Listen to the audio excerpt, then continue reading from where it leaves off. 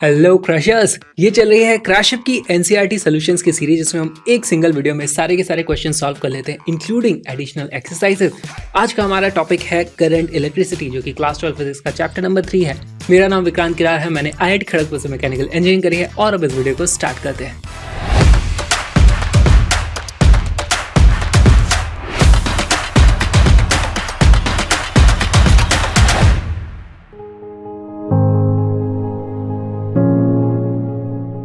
दुनिया में बहुत सारी प्रॉब्लम्स हैं, लेकिन अगर आपको भी लगता है कि उन सभी प्रॉब्लम्स की जड़ कहीं ना कहीं एजुकेशन से जुड़ी हुई है, तो आप प्लीज क्रैशअप को सपोर्ट करो सभी तक world class education absolutely free में पहुंचाने में।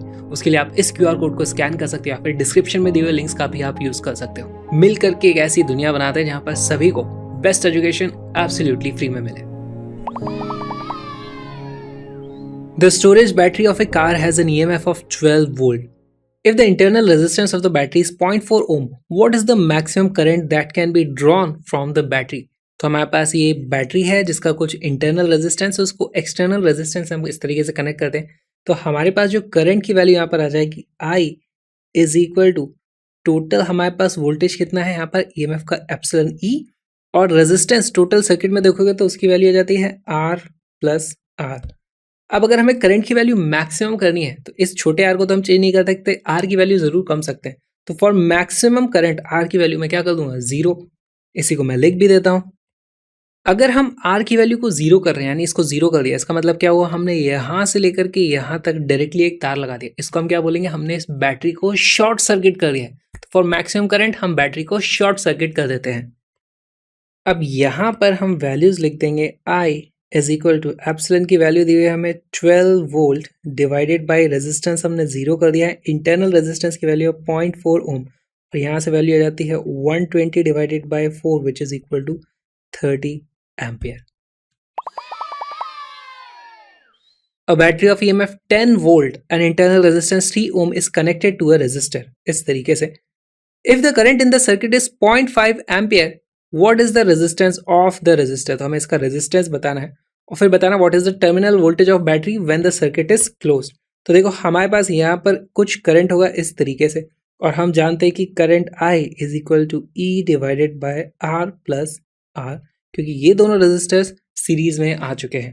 हमें दिया हुआ है करंट की वैल्यू है 0.5 एम्पियर और एप्सिलॉन की वैल्यू थी 10, हमें इंटरनल रेजिस्टेंस की वैल्यू हुई है 3, और यहाँ पर होगा हमारे पास R। यहाँ से हमें मिलता है 3 plus R is equal to 10 divided by 0.5 यानी कि 20। इसका मतलब R is equal to 17 ohms. ये हमारा आंसर है। Next part, what is the terminal voltage of the battery. अब देखो ये बैटरी है, बैटरी के टर्मिनल्स कौन से होंगे, यहाँ वाला और यहाँ वाला। यहाँ पर हमारे पास ये वैल्यू तो है 10 वोल्ट, तो अगर ये वैल्यू 0 थी तो यहाँ पे हमारा पोटेंशियल हो जाता है 10, और यहाँ से कुछ पोटेंशियल का ड्रॉप हो जाएगा इसके across which is equal to I R, और यही वोल्टेज यहाँ का भी है। तो हमारे पास टर्मिनल वोल्टेज की वैल्यू आ जाती है is equal to I times R which is equal to 0.5 into 17, या फिर यही आ जाता है 8.5 वोल्ट। इसी टर्मिनल वोल्टेज को देखने का दूसरा तरीका देखो, बैटरी के EMF के कारण 10 वोल्ट यहाँ पर पोटेंशियल ड्रॉप है, लेकिन ये रेजिस्टेंस के कारण हमारे पास करंट इस डायरेक्शन में है, तो पोटेंशियल यहाँ पर फिर से बढ़ जाएगा। तो हमारे पास टर्मिनल वोल्टेज का ही एक और फॉर्मूला जाता है epsilon minus I internal resistance वाला। इसकी वैल्यू कितनी जाती है 10 minus 0.5 into 3 which again comes out to be 8.5 volt. 3 resistors 1, 2 and 3 ohms are combined in series. What is the total resistance of the combination? Series में हमें पता है कि हमारे पास जो R इक्विवेलेंट होता है उसकी वैल्यू आ जाएगी R1 plus R2 plus R3 which is equal to 1 plus 2 plus 3 is equal to 6 ohms. If the combination is connected to a battery of EMF 12 volt and negligible internal resistance, तो इसका कोई internal resistance नहीं है, obtain the potential drop across each resistor. ओहो, सबसे पहले हम यहाँ पे करंट पता कर लेते हैं, क्योंकि यहाँ पर इक्विवेलेंट रेजिस्टेंस हमारा आ गया है 6 ओम, तो I की वैल्यू हो जाती है I is equal to 12 divided by 6 यानी कि 2 एम्पियर। अब वोल्टेज अक्रॉस 1 ओम वाला रेजिस्टर वो क्या हो जाएगा, यहाँ पर करंट की वैल्यू है 2 एम्पियर, 2 इंटू 1, तो इसकी वैल्यू मैं लिख देता हूँ I into R1 which is equal to 2 into 1 यानी कि 2 वोल्ट। इसी तरीके से V2 की वैल्यू हो जाएगी I into R2 which is equal to 2 into 2 यानी कि 4 वोल्ट, और V3 की वैल्यू हो जाएगी I into R3 which is equal to 2 into 3 यानी कि 6 वोल्ट। और इन तीनों के अक्रॉस ही पोटेंशियल ड्रॉप हो रहा है, फिर से वो इसके बराबर आ जाने वाला है। तो हम देखते हैं 2 + 4 + 6, इन तीनों के अक्रॉस का potential drop is equal to 12 volt. 3 resistors 2 ohm, 4 ohm and 5 ohm are combined in parallel. What is the total resistance of the combination? हमारे पास इस तरीके से 3 रेजिस्टर्स हैं जो पैरेलल में है। पैरेलल में हम जानते हैं कि हमारे पास जो इक्विवेलेंट रेजिस्टेंस आता है उसको हम लिख सकते हैं 1/R1 plus 1/R2 plus 1/R3। इसकी वैल्यू आ जाएगी 1/2 प्लस 1/4 प्लस 1/5। इनका एलसीएम लोगे तो आ जाएगा नीचे में 20, ऊपर आ जाएगा 10 प्लस 5 प्लस 4 यानी कि R equivalent is equal to 20/19 ohms. If the combination is connected to a battery of EMF 20 volt and negligible internal resistance, determine the current through each resistor and the total current drawn from the battery. अब देखो हमारे पास parallel में लगे हुए हैं तो सभी resistor के अक्रॉस आप देखोगे पोटेंशियल ड्रॉप तो 20 वोल्ट का ही है, तो सभी में जो करंट की वैल्यू होगी वो अलग अलग हो जाएगी। इसको मैं बोलूँगा this is I1, this will be I2, this will be I3, और जो टोटल करंट होगा वो हो जाएगा I0। अब I0 को पता करने का एक तरीका हो जाएगा I0 is equal to voltage upon R equivalent. Voltage है 20 डिवाइडेड बाई R इक्विवेलेंट है 20/19, ये आ जाता है 19 एम्पियर। या फिर इसी को चेक करने का और एक तरीका हो सकता है कि हम I0 लिख सकते हैं। देखो जितना करंट यहाँ से जा रहा है वही I1, I2, I3 में डिस्ट्रीब्यूट हो गया, तो I0 is equal to I1 plus I2 plus I3। अभी I1, I2, I3 तो हमारे पास है नहीं, लेकिन क्वेश्चन हमसे एनीवे पूछ लिया तो हम फाइंड कर लेते हैं। किसी भी रेजिस्टेंस के लिए देखूँ मैं तो इस रेजिस्टर की अगर बात करी जाए तो ये इसके अक्रॉस जो पोटेंशियल है वो है 20 वोल्ट। तो I1 की वैल्यू कितनी आ जाएगी, I1 is equal to V/R1 यानी कि 20/2 which is equal to 10 ampere. Similarly I2 की वैल्यू हो जाएगी V/R2 which is equal to 20/4 यानी कि 5 एम्पियर, एंड I3 की वैल्यू हो जाएगी V/R3 यानी कि 20 divided by 5 which is equal to 4 ampere. और अब यहाँ पे आप वैल्यू देखोगे 10 + 5 + 4 यानी कि अगेन 19 एम्पियर हमें वैल्यू मिल जाती है। At room temperature 27 degrees Celsius, the resistance of a heating element is 100 ohm. What is the temperature of the element if the resistance is found to be 117 ohm, given that the temperature coefficient of the material of the resistor is 1.7 into 10⁻⁻4 per degree Celsius? बहुत ही simple सा हमारे पास इसका formula होता है ये वाला, जिसमें R is equal to R0 1 plus alpha delta T. हम मान के चलते हैं कि टेम्परेचर के साथ रेजिस्टेंस का वेरिएशन लीनियर होता है, जो कि सच नहीं है, लेकिन एक छोटी सी रेंज में अप्रॉक्सीमेटली ये माना जा सकता है, और इसीलिए बहुत छोटी रेंज में हमारे पास इसमें कैलकुलेशंस भी की जाती हैं। अब छोटा बड़ा तो रिलेटिव होता है, कैलकुलेशन सॉल्व करते हैं। हमारे पास देखो एक यहाँ पर होगा, मान लो जो टेम्परेचर है हमारा रूम टेम्परेचर 27 डिग्री सेल्सियस, वहाँ पर रेजिस्टेंस की वैल्यू है 100 ओम। यहाँ से जब हमने टेम्परेचर बढ़ा दिया, टी कर दिया है, तो हमारे पास रेजिस्टेंस की वैल्यू हो गई है 117 ओम। हम पता कर सकते हैं 117 is equal to 100 into 1 plus alpha delta T. यहाँ पर हमारे पास ये आ जाएगा, देखो 117 minus 100 is equal to 100। Alpha की वैल्यू कितनी है, वो है 1.7 इंटू 10⁻⁻4 इंटू डेल्टा टी। यहाँ से वैल्यू आ जाती है 17 is equal to 170 into 10⁻⁻4 delta T, या फिर आप लिख सकते हो डेल्टा टी, ये देखो ये कट जाएगा, यहाँ पर ये आ जाता है 10, और delta T is equal to 10⁻³ which is equal to 1000 degree Celsius. अब ये 1000 डिग्री सेल्सियस इस 27 डिग्री सेल्सियस के करस्पॉन्डिंग एक्चुअली मुझे तो लग रहा है बड़ा है, तो यहाँ पे लीनियर वेरिएशन शायद वैलिड ना हो, कहीं ना कहीं डेविएशन आएगा, लेकिन कैलकुलेशन क्वेश्चन में जो पूछा गया उसके हिसाब से हम कर लेंगे। यहाँ पर डेल्टा टी आया है, क्या यही हमारा आंसर है? नहीं, ये हमारा आंसर नहीं है। यहाँ पर डेल्टा टी की वैल्यू हो जाएगी T-27 degree Celsius is equal to 1000 degree Celsius. तो टी की वैल्यू आ जाती है 1027 डिग्री सेल्सियस, और ये हमारा आंसर है। A negligibly small current is passed through a wire of length 15 meter and a uniform cross section of 6 into 10 raised to power minus 7 square meter, and its resistance is measured to be 5 ohm. What is the resistivity of material at the temperature of the experiment? बहुत ही simple है, कोई भी हमारे पास इस तरीके से रेजिस्टर होता है तो उसमें रेजिस्टेंस एरिया के तो इन्वर्सली प्रोपोर्शनल होता है। जितना ज़्यादा एरिया उतना आसानी से करंट फ्लो हो सकता है, यानी उतना कम रेजिस्टेंस होता है। जितना ज़्यादा लंबा होगा उतना ज़्यादा करंट को जाना पड़ेगा, तो यानी कि लेंथ के करस्पॉन्डिंग हमारा रेजिस्टेंस बढ़ता जाता है। फॉर्मूला बहुत ही सिंपल है, वैल्यूज रखेंगे सीधे सीधे। आर की वैल्यू है हमें दी 5 ohm is equal to rho हमें पता करना है, लेंथ की वैल्यू है 15 metre divided by cross sectional area है 6 इंटू 10 टू पावर माइनस 7। यहाँ पर ये वैल्यूज कट जाएगी इस तरीके से 3, ये कट जाएगा 2, हमारे पास रो की वैल्यू आ जाती है 2 into 10 to power minus 7। Units क्या आ जाएंगी, ये आ जाता है हमारा ohm metre.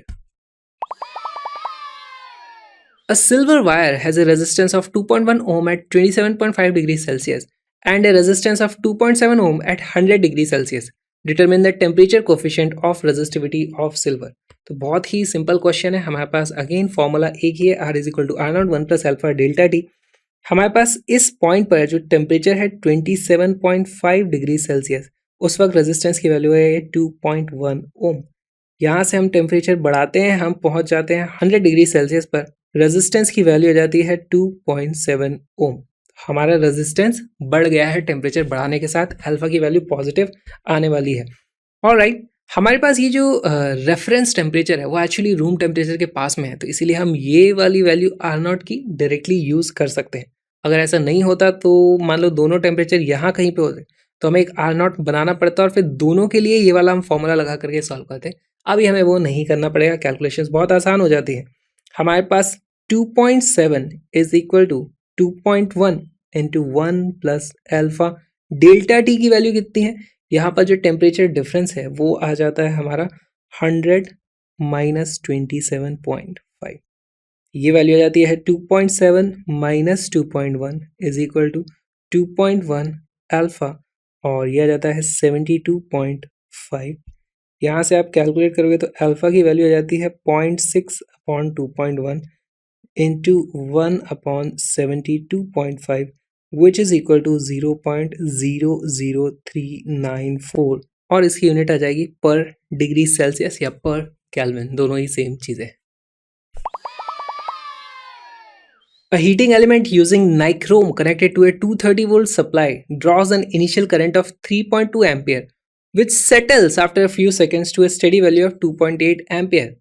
What is the steady temperature of heating element if the room temperature is 27 degrees Celsius?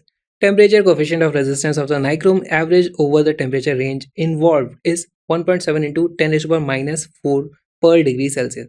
तो हमें अल्फा की वैल्यू दी हुई है, डेल्टा टी हमें पता करना है, आर नॉट की वैल्यू हमें दी हुई है और आर की वैल्यू दी हुई है। क्या ये वैल्यूज हमें दी हुई है? नहीं, लेकिन हमें यहाँ पर वोल्टेज दिया हुआ है, करंट दिया हुआ है। और एक चीज़ देखो, टेम्परेचर बढ़ने से करंट कम हो गया। करंट कब कम होता है? जब रेजिस्टेंस बढ़ता है, यानी जब टेम्परेचर बढ़ा होगा तो रेजिस्टेंस भी बढ़ गया होगा। तो हम इस बार सीधे फॉर्मूला लिखेंगे, R is equal to R naught 1 plus alpha delta T. यहाँ पर आर कौन सा होगा? जो बढ़ा हुआ रेजिस्टेंस है, यानी 2.8 एम्पियर के करस्पॉन्डिंग वाला, और ये आर नॉट होगा हमारा 3.2 एम्पियर के करस्पॉन्डिंग वाला। आर की वैल्यू हो जाएगी V अपॉन आई। अब हमारे पास करंट की दो वैल्यूज हैं, तो ये आर कौन सा रेजिस्टेंस होता है? जो रेजिस्टेंस बढ़ने के बाद आया है, बढ़ने के बाद करंट की वैल्यू कम हुई है, तो यहाँ पर हम आई की वैल्यू रखेंगे 2.8, है ना। तो V upon 2.8 is equal to R naught की वैल्यू क्या हो जाएगी? आर नॉट की वैल्यू हो जाएगी V अपॉन पुराना वाला जो करंट था वो था 3.2 ampere, 3.2 multiplied by 1 plus alpha delta T.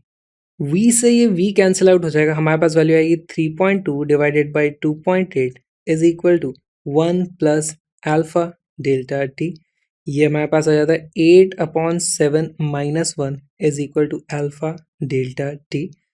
इसकी वैल्यू आ जाती है 1/7, और इधर से अल्फा ले आओगे तो उसकी वैल्यू आती है 1.7 into 10 raise to power minus 4 is equal to delta T, जिसको आप कैलकुलेट करोगे तो उसकी वैल्यू आ जाती है 840 डिग्री सेल्सियस।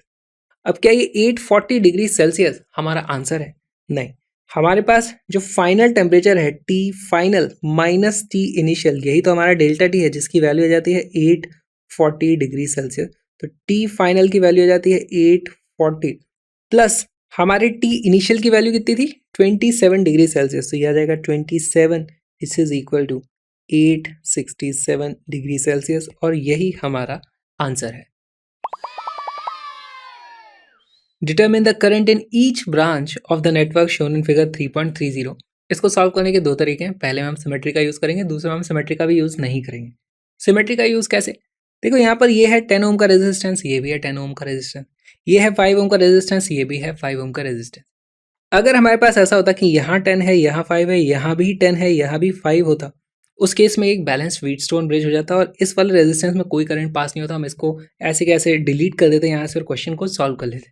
लेकिन इस बार ऐसा नहीं है, यहाँ से कुछ ना कुछ करंट तो यहाँ पर इस डायरेक्शन में या इस डायरेक्शन में कहीं तो फ्लो होगा, और वो कितना होगा ये कैसे पता चले।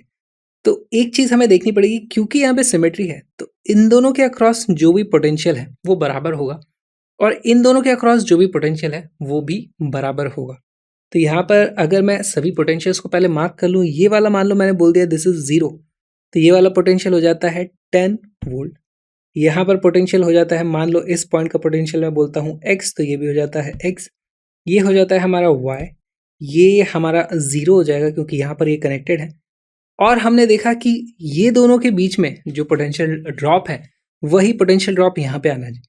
यहाँ पर x और y में कौन सा वाला हायर होगा, x हायर होगा, तो पोटेंशियल ड्रॉप की वैल्यू कितनी हो जाती है x माइनस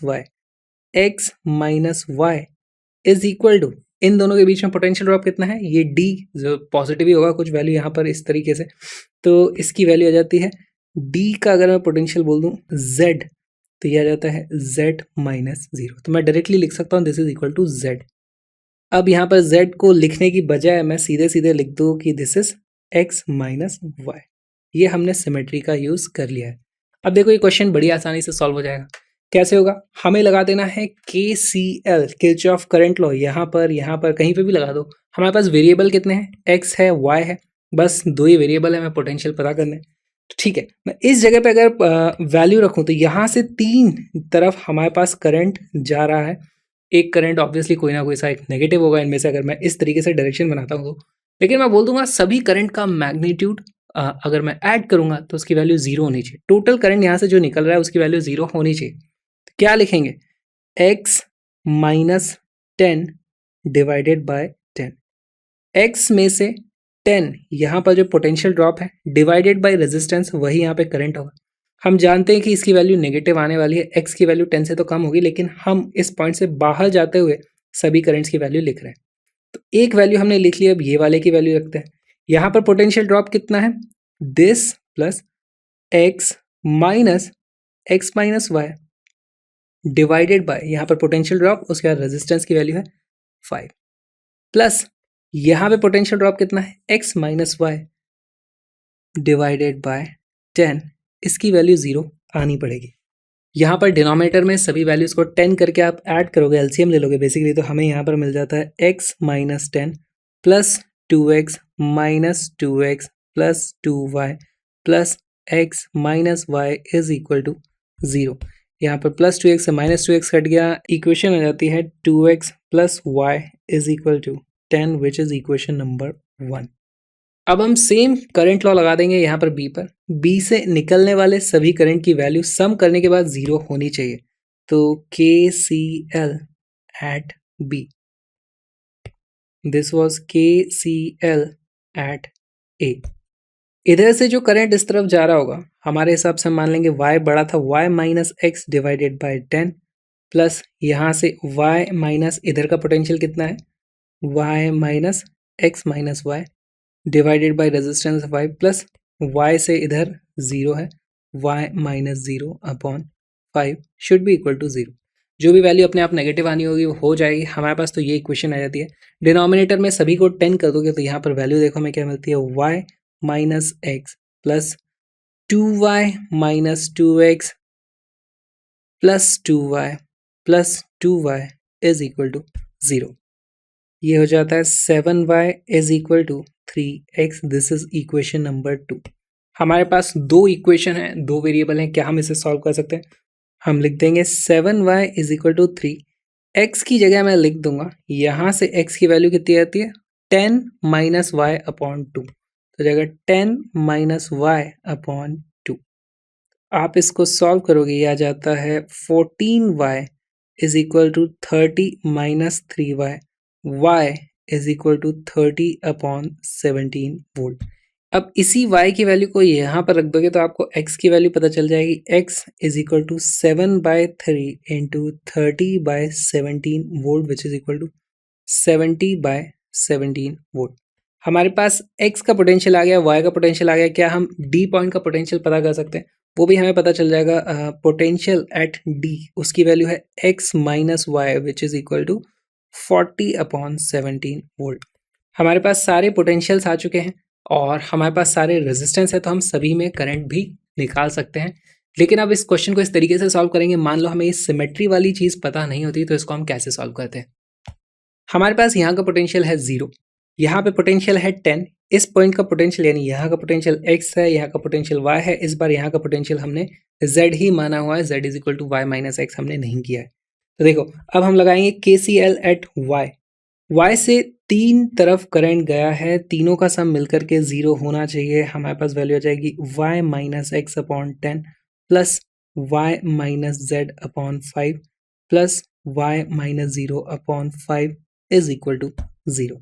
यहाँ से वैल्यू आती है y minus x plus 2y minus 2z plus 2y is equal to 0, या फिर मैं लिख सकता हूँ 5y is equal to 2z plus x। This is equation number 1। y पर हमने KCL कर दिया, अब हम करेंगे z के ऊपर KCL। यहाँ से हम इस तरीके से मान लेंगे तीन तरफ कुछ करंट गया होगा और तीनों का सम होना चाहिए 0। अच्छा, यहाँ पे एरो तो करंट का इस तरफ बना हुआ है, तो हो सकता है करंट यहाँ पे एक्चुअली इधर फ्लो हो रहा हो, लेकिन KCL में तो हम मान लेते हैं कि हमारे करंट सारे के सारे बाहर जा रहे हैं और सभी का सम मिलकर के 0 होना है। जो भी वैल्यू नेगेटिव होगी अपने आप सॉल्व कर करा के नेगेटिव वो आ जाएगी। तो हम लिखना शुरू करेंगे यहाँ पर potential of z minus x, z minus x divided by वहाँ का रेजिस्टेंस है 5, ये इधर वाला करंट आ गया, फिर ये वाला करंट हो जाएगा z minus y upon 5, z minus y upon 5 plus इधर वाला करंट हो जाएगा z minus 0 upon 10। This should be equal to 0। इसी इक्वेशन को मैं लिख सकता हूँ 2z minus 2x plus 2z minus 2y plus z is equal to 0। यहाँ से हमें इक्वेशन मिल जाती है 5z is equal to 2x plus 2y। This is equation number 2। y और z की तरह हम x पर भी KCL लगा देंगे। यहाँ से तीन करंट जो हमारे पास इस तरीके से निकल रहे हैं वो आ जाता है x माइनस 10 डिवाइडेड बाई 10। हमने यहाँ वाले करंट की वैल्यू लिख दी, यहाँ वाले करंट की वैल्यू लिखूंगा मैं, हो जाएगा this is plus x minus y upon 10 plus इस करंट के लिए मैं लिख दूंगा x minus z upon 5। This should be equal to 0। Equation क्या मिलेगी यहाँ से x minus 10 plus x minus y plus 2x minus 2z is equal to 0। इसको आप सिंप्लीफाई करोगे तो ये मिल जाता है हमें 4x is equal to 10 plus y plus 2z। This is equation number 3। हमारे पास तीन इक्वेशन है, तीन ही वेरिएबल्स हैं। क्या हम इसको सॉल्व कर सकते हैं? बिल्कुल कर सकते हैं। पहले हम इन दोनों इक्वेशंस में से x को एलिमिनेट कर देंगे, फिर इन दोनों इक्वेशंस में से x को एलिमिनेट कर देंगे, तो हमारे पास बस दो इक्वेशन बचेंगी जो कि y और z में होगी, फिर उन दोनों को हम सॉल्व कर सकते हैं। इन दोनों में से हमें x को एलिमिनेट करना है, तो क्या होगा देखो, यहाँ पर मैं 3 प्लस 2 इंटू 2 कर दूँ तो इससे मेरा x एलिमिनेट हो जाएगा इन दोनों इक्वेशंस में से। तो हमारे पास लेफ्ट हैंड साइड पे आता है 4x plus 10z is equal to 10 plus y plus 2z plus 4x plus 4y। ये देखो 4x से हमारा 4x कट गया, हमारे पास इक्वेशन बचती है यहाँ पर 8z is equal to 10 plus 5y। Let's say this is equation number 5।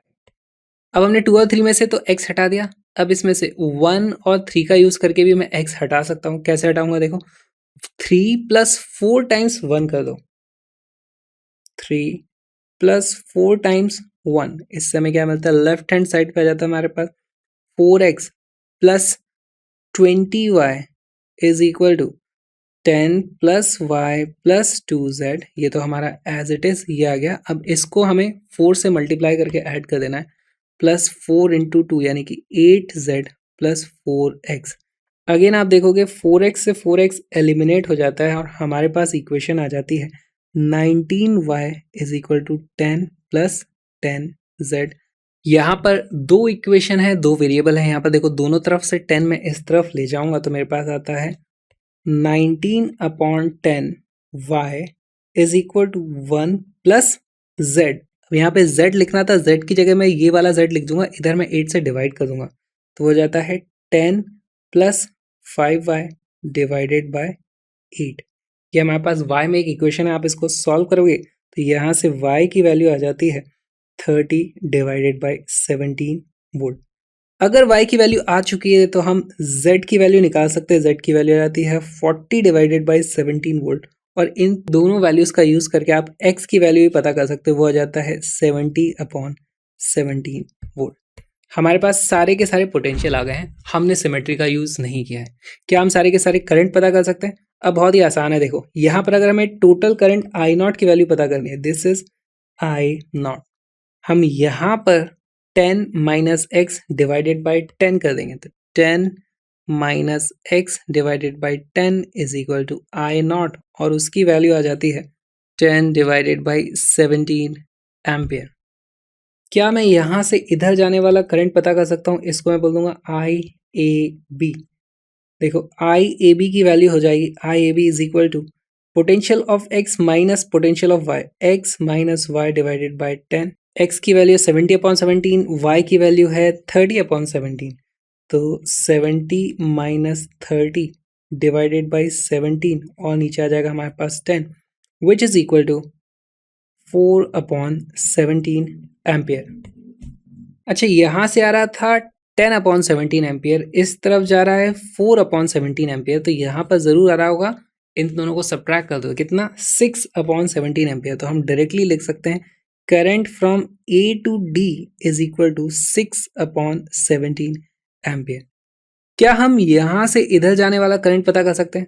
उसकी वैल्यू हो जाएगी I B C is equal to potential of Y minus 0। Potential of Y की वैल्यू आई थी 30 बाई 17, 30 बाय 17 इनटू उसका resistance कितना 1 bye 5 कर दूंगा, इसकी वैल्यू आ जाती है 6 डिवाइडेड बाय 17 एम्पियर। तो यहाँ से हमारे पास जा रहा है 6 बाय 17 एम्पियर, इस तरफ आ रहा था 4 बाय 17 एम्पियर, यानी ज़रूर इधर से आया होगा 2 बाय 17 एम्पियर। और यहाँ से इधर कितना जा रहा होगा? यहाँ पर देखो हमारे पास इस तरफ था 6 बाय 17 एम्पियर, 2 इधर चला गया तो इस तरफ बचा होगा 4 बाय 17 एम्पियर। हमारे पास सारे के सारे आंसर आ गए हैं, इन्हीं को लिख लेते हैं। I D B is equal to 2 upon 17 ampere, I D C is equal to 4 upon 17 ampere. In a meter bridge, the balance point is found to be at 39.5 centimeter from the end A. यहाँ से कितना है ये 39.5 centimeter. When the resistor Y of 12.5 ohm, तो हमें Y का resistance पता है। अच्छा यहाँ पर हमारे पास एक बैलेंस व्हीटस्टोन ब्रिज है क्योंकि बैलेंस पॉइंट फाउंड किया उन्हें, और यहाँ पर हम देखते हैं कि व्हीटस्टोन ब्रिज में x divided by L1 should be equal to y divided by 100 minus L1। तो हमारे पास इक्वेशन सीधे सीधे आ जाती है x divided by L1 is equal to y divided by 100 minus L1। x की वैल्यू आ जाती है, L1 की वैल्यू है 39.5, नीचे आ जाएगा हमारे पास 60.5, y की वैल्यू है हमें दी हुई 12.5 ओम, इसकी न्यूमेरिक वैल्यू आ जाती है 8.16 ओम के आसपास। Why are the connections between resistors in a wheatstone or meter bridge made of thick copper strips? तो यहाँ पे क्योंकि हम रेजिस्टेंस मेजर कर रहे हैं तो हमारा जो सेटअप है उसका खुद का रेजिस्टेंस काफ़ी कम होना चाहिए, नहीं तो हमारी मेजरमेंट्स में कैलकुलेशंस में बहुत ज़्यादा एरर आ जाएगा। Thick connections mean lower resistance which means lesser error. अब पार्ट बी भी देख लेते हैं। Determine the balance point of the bridge above if X and Y are interchange. तो बहुत ही सिंपल है, हमारे पास एक्स की वैल्यू वाई से आप रिप्लेस कर दोगे तो नीचे वाली वैल्यूज भी हमें चेंज करनी पड़ेगी। तो पार्ट बी का आंसर सीधे सीधे आ जाएगा, balance point will also get interchange. हम लिख देंगे L1 डैश जो कि नया बैलेंस पॉइंट है is equal to 100 minus L1 which is equal to 60.5 centimetre from point A. Part C देखते हैं। What happens if the galvanometer and cell are interchanged at the balance point of the bridge? Would the galvanometer show any current? तो हमने क्या किया, यहाँ galvanometer था, यहाँ पर सेल था, हमने यहाँ पर अब की बार सेल लगा दिया, यहाँ पर गैल्वेनोमीटर लगा दिया। पहले देखते हैं ये कैसे काम करता है। देखो यहाँ से इस तरीके से करंट निकलता होगा, जब यहाँ पर बैटरी थी करंट इस तरीके से जाता है, इस तरीके से जाता है। अगर ये दोनों बैलेंस्ड होते हैं तो यहाँ पे पॉइंट बी का और इस पॉइंट का दोनों का पोटेंशियल सेम हो जाता है और यहाँ पे कोई करंट नहीं होता, उसी को हम बोलते हैं बैलेंस। यानी कि हमारे पास एक रेशियो होता है x divided y is equal to L1 upon 100 minus L1, x upon y is equal to L1 upon 100 minus L1। अच्छा, अगर मैं इन दोनों को इंटरचेंज कर दूंगा तो अब मेरी बैटरी यहाँ पर आ चुकी है और वहाँ से सर्किट में ऐसे फ्लो होगा करंट, इस तरीके से कुछ करंट ऐसे फ्लो होगा। अगर यहाँ पर गैल्वेनोमीटर है तो गैल्वेनोमीटर में कोई भी करंट नहीं होगा अगर हमारे पास इसका रेजिस्टेंस वर्सेस इसका रेजिस्टेंस और इसका रेजिस्टेंस वर्सेस इसका रेजिस्टेंस सेम रेशियो में आ जाए, है ना, तभी इन दोनों पॉइंट का पोटेंशियल बराबर हो जाएगा, कोई करंट पास नहीं होगा। तो हमारे पास कंडीशन क्या आती है कि अगर हमें फिर भी बैलेंस पॉइंट मिलना चाहिए, यानी कि x upon L1 should be equal to y upon 100 minus L1, ये है वो कंडीशन। अच्छा, और एक चीज देखो, यहाँ से हमें पता है कि ये वैल्यू ट्रू है क्योंकि पहले हमारा ये मीटर ब्रिज बैलेंस था। तो यहीं से हम देख सकते हैं कि x divided by L1 is equal to y upon 100 minus L1 होता है। तो ये कंडीशन सेटिस्फाइड है, इसका मतलब गैल्वेनोमीटर में कोई भी करंट नहीं आएगा।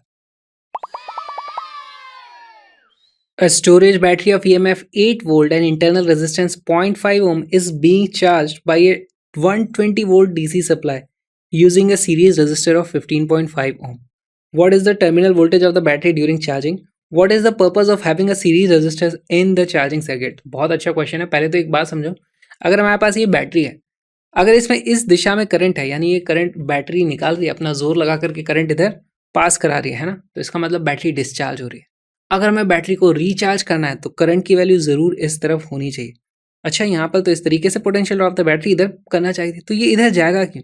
इसका मतलब जरूर हमने यहाँ पे जो 120 वोल्ट की बैटरी लगाई होगी वो इस तरीके से लगाई होगी। तो टर्मिनल समझना बहुत जरूरी है।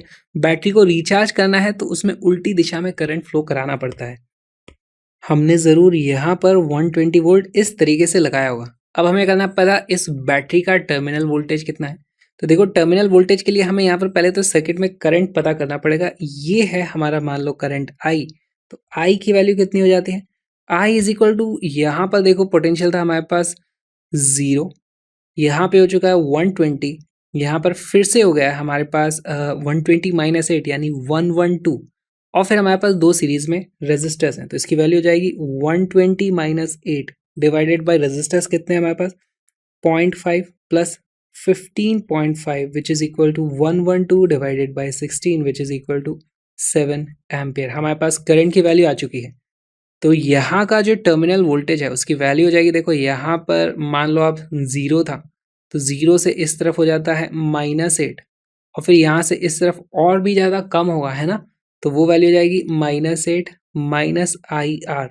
तो या फिर मैं इसको लिख सकता हूँ कि हमारे पास terminal voltage is equal to 8 plus I into R which is equal to 8 plus I की वैल्यू है 7 multiplied by R की वैल्यू है 0.5 which is equal to 11.5 volt. आप बोलोगे अभी तो आप कैलकुलेशन में नेगेटिव ले रहे थे। अरे मैंने इधर से नाप लिया, आप इधर से नापोगे तो टर्मिनल वोल्टेज की एक मैग्नीट्यूड आ जाता है। अच्छा, बैटरी देखो है कितने वोल्ट की? 8 वोल्ट की। चार्ज करने के लिए हमें लगाना कितना पड़ रहा है उसके अक्रॉस? 11.5 वोल्ट, या फिर थोड़ा कम भी लगाते तो भी चल जाता, तो करंट की वैल्यू थोड़ी कम आती तो फिर बैटरी धीरे धीरे चार्ज होती। अच्छा, अगर हमें बैटरी को बहुत जल्दी चार्ज करना है तो क्या करेंगे? हम ये करंट बढ़ा देंगे तो इसके अंदर जो चार्ज स्टोर होने वाला है, मतलब चार्ज अलग अलग होकर के जो भी केमिकल रिएक्शन होंगी वो फास्ट होंगी। तो अगर हम इस करंट को ज़्यादा कर दें तो ये जल्दी जल्दी चार्ज होगी। तो यानी इफेक्टिवली हम इस आर को तो छेड़ नहीं सकते, हम ये वाला रेजिस्टेंस की वैल्यू कम करते जाएंगे। अगर मैं इसको मान लो यहाँ से हटा दूँ तो बहुत ज़्यादा यहाँ पे करंट जाएगा, बैटरी तुरंत चार्ज हो जाएगी, लेकिन साथ में बहुत ज़्यादा गर्म भी वो हो जाएगी और बैटरी फट सकती है। तो उसी से बचने के लिए हमारे पास बहुत ज़्यादा वैल्यू का एक रेजिस्टर लगा दिया जाता है जो कि करंट को लिमिट कर पाए ताकि कोई फिजिकल डैमेज यहाँ पर ना हो। वैसे ये एक तरीका हो गया बैटरी को बचाने का, लेकिन ये उतना अच्छा तरीका नहीं है। क्यों? क्योंकि बैटरी को चार्ज करने में जितनी हमारी एनर्जी जा रही है, उससे कहीं ज़्यादा एनर्जी का लॉस तो हमारा यहाँ पर हो जाएगा। तो एफिशिएंसी इसकी मेथड की कम होगी। तो मे बी हम यहाँ पे कोई एक स्मार्ट तरीका लगाएँ सेमीकंडक्टर डिवाइसेज़ वगैरह बना के, जो ये सेंस कर ले, अच्छा करंट अचानक से बढ़ने वाला है, तो फिर वो उसको लिमिट करने की कोशिश करे किसी और मैकेनिज़्म से। तो हमारे पास आजकल जो मॉडर्न चार्जर्स आते हैं, वो इसलिए आप देखोगे वो आइडल उसमें उतने ज़्यादा गर्म नहीं होते हैं, जितना पुराने ज़माने के चार्जर्स हुआ करते थे। In a potentiometer arrangement, a cell of EMF 1.25 volt gives a balance point at 35 centimeter length of the wire. If the cell is replaced by another cell and the balance point is shifts to 63 centimeter, what is the EMF of the second cell? यहाँ पर देखो हमारे पास जब ये galvanometer balance point पे आता है तो इसमें से कोई करंट इस तरफ नहीं होता है। तो यहाँ पर जो भी हमारे पास पोटेंशियल ग्रेडियंट होता है, यहाँ पे देखो पोटेंशियल ड्रॉप क्यों होता है, इस सर्किट में जो ड्राइवर सर्किट होता है इसमें कुछ यहाँ पे रेजिस्टर है, तो यहाँ पर रेजिस्टेंस के कारण पोटेंशियल ग्रेडियंट आ जाता है और वो लेंथ से मल्टीप्लाई कर देते हैं तो हमें इसका ईएमएफ मिल जाता है। हमारे पास सीधे सीधे फॉर्मूला है E is equal to L into lambda. Lambda क्या होता है? हमारा पोटेंशियल ग्रेडियंट। अगर हमारे लेंथ की वैल्यू बढ़ रही है, इसका मतलब दूसरी वाली जो बैटरी है उसका ईएमएफ बढ़ रहा होगा। दोनों के लिए हम इक्वेशन लिख सकते हैं। जिस वक्त हमारे पास ईएमएफ था 1.25 वोल्ट, उस वक्त हमारे पास L की वैल्यू आई थी 35 सेंटीमीटर मल्टीप्लाइड बाय लेमडा। अब ईएमएफ हमें अननोन पता करना है, उस वक्त हमारे पास लेंथ आई है 63 मल्टीप्लाइड बाय लेमडा। यहाँ पर से हम इन दोनों को डिवाइड कर देंगे तो आ जाता है epsilon upon 1.25 is equal to 63 upon 35। यहाँ से हमें मिल जाता है epsilon is equal to 63 upon 35 multiplied by 1.25 which is equal to 2.25 volt. बहुत ही सिंपल क्वेश्चन था। The number density of free electrons in a copper conductor estimated in example 3.1 is 8.5 into 10 raised to power 28 per meter cube. How long does an electron take to drift from one end of the wire to its other end? The area of cross section of the wire is इतना and it is carrying a current of इतना। तो यहाँ पे देखो बहुत सारे electrons है, इतने सारे इलेक्ट्रॉन्स है, इतने सारे इलेक्ट्रॉन्स है, सॉरी इस तरफ होंगे बहुत सारे इलेक्ट्रॉन और सारे के सारे ड्रिफ्ट होकर के इधर आएंगे, तभी जाकर के हमारे पास इस दिशा में करंट होगा। उल्टा डायरेक्शन होता है क्योंकि इलेक्ट्रॉन का चार्ज नेगेटिव है। ऑलराइट, तो उसकी जो स्पीड होगी वो हो सकती है, हमारे पास कोई स्पीड है vd is equal to drift speed velocity, इसकी वैल्यू हो जाती है j upon N E. J क्या होता है? हमारी करंट डेंसिटी यानी करंट पर यूनिट एरिया कितना है, और ये n है नंबर ऑफ इलेक्ट्रॉन्स कितने हैं, और ये e है इलेक्ट्रॉन का चार्ज। तो इसकी वैल्यू हो जाती है I divided by a upon N E. अच्छा, हमें टाइम कितना लगेगा यहाँ से यहाँ आने में? देखो डिस्टेंस है 3 मीटर, वेलोसिटी हमें पता चल जाएगी तो हम टाइम की वैल्यू लिखा सकते हैं। Time is equal to distance upon vd। यहाँ से वैल्यू आ जाएगी 3 multiplied by N E A divided by I. सारी की सारी न्यूमेरिक वैल्यूज रखोगे तो ये आता है 3 मल्टीप्लाइड बाय एन की वैल्यू है 8.5 into 10 raise to power 28। Electron का चार्ज होता है 1.6 into 10 raise to power minus 19 coulomb. हमारे पास एरिया की वैल्यू दी हुई है 2 into 10 raise to power minus 6, और नीचे में आ जाएगा यहाँ पर देखो हमारे पास करंट की वैल्यू है 3। यहाँ 3 से 3 कट जाता है, हमारे पास इसकी न्यूमेरिक वैल्यू आ जाती है 2.72 multiplied by 10 raise to power 4 second, या फिर आप इसे डिवाइड करोगे 60 से तो उतने मिनट्स आएंगे, फिर आवर्स में कन्वर्ट कर सकते हो। यहाँ से वैल्यू आ जाती है अप्रॉक्सीमेटली 7 आवर 33 मिनट्स, या फिर 7.5 आवर्स भी आप इसको रफली बोल सकते हो। तो करंट है बहुत ज़्यादा, देख के लगता है 3 एम्पियर का करंट है, तो इलेक्ट्रॉन क्या बहुत तेज़ी से इधर भाग रहे थे? नहीं, इलेक्ट्रॉन अपना उनका ब्राउनियन मोशन बहुत होता रहता होगा, लेकिन उनकी ड्रिफ्टिंग बहुत ही स्लो है। 3 मीटर आने में उसको 7.5 घंटे लग गए, तो स्पीड ये एक्चुअली बहुत कम है। इसी के साथ हमने सारे के सारे एनसीईआरटी सॉल्यूशंस देख लिए हैं। अब बारी है इंटरेस्टिंग एडिशनल एक्सरसाइजेस की। The Earth's surface has a negative surface charge density of 10 raised to power minus 9 coulomb per square meter. The potential difference of 400 kilovolt between the top of the atmosphere and the surface results in a current of only 1800 ampere over the entire globe. तो हमारे पास क्या बोला जा रहा है कि हमारे पास इस तरीके से अर्थ है और यहाँ पर पोटेंशियल होता है 4 इंटू कितना होगा 400,000 वोल्ट। तो यहाँ से हमारे अर्थ की तरफ इस तरीके से कुछ चार्ज फ्लो होता रहता है और करंट आता है। अब पूरी की पूरी अर्थ कितनी बड़ी अर्थ और सब जगह ऐसे इस तरीके से करंट आ रहा है और सारे के सारे करंट जोड़ भी लोगे तो भी हमारे पास जो करंट आता है उसकी वैल्यू अप्रॉक्सीमेटली 1800 एम्पियर ही है, बस इतनी सी आती है।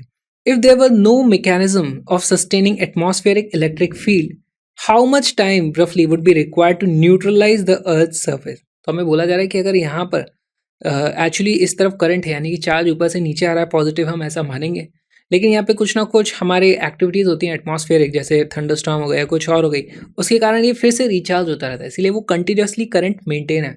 अब बोला जा रहा है कि अगर ये रिचार्जिंग ना हो यहाँ पर तो कितनी देर में पूरा का पूरा चार्ज डिस्चार्ज हो जाएगा या फिर अर्थ कितनी देर में न्यूट्रलाइज हो जाएगी।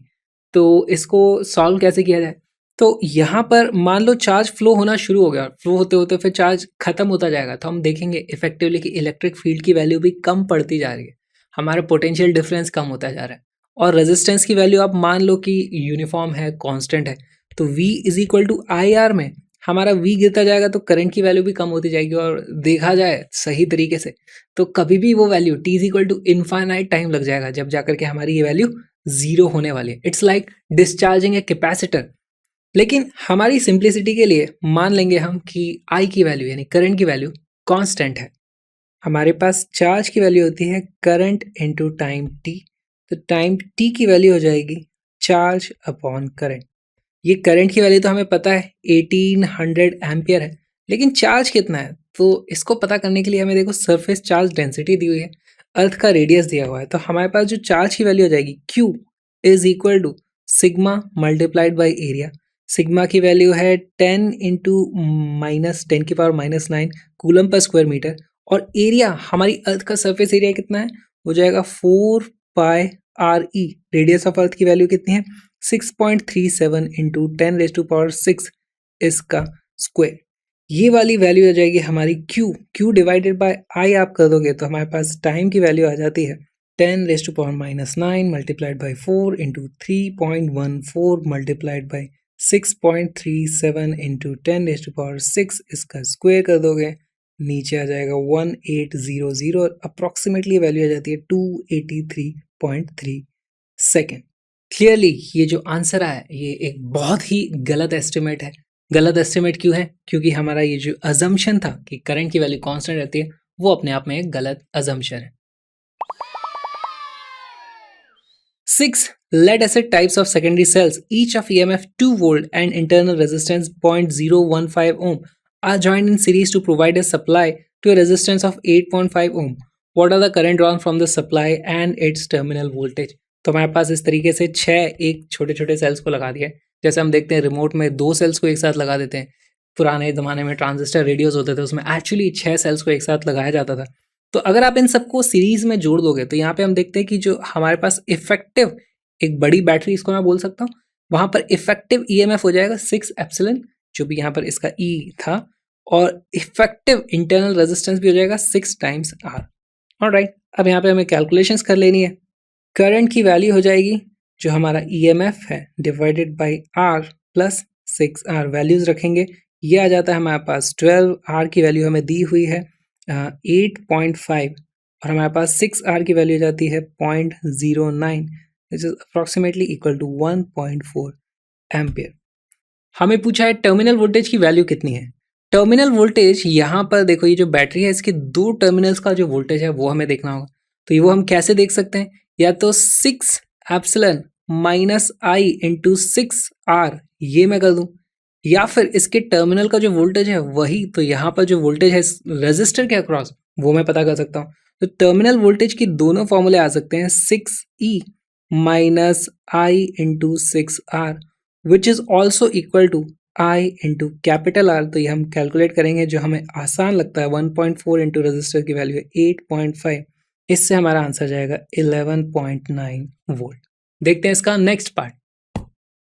A secondary cell after long use has an EMF of 1.9 volt and a large internal resistance of 380 ohm. ये तो बहुत ज़्यादा internal resistance हो गया इसका। What maximum current can be drawn from the cell? Could the cell drive the starting motor of a car?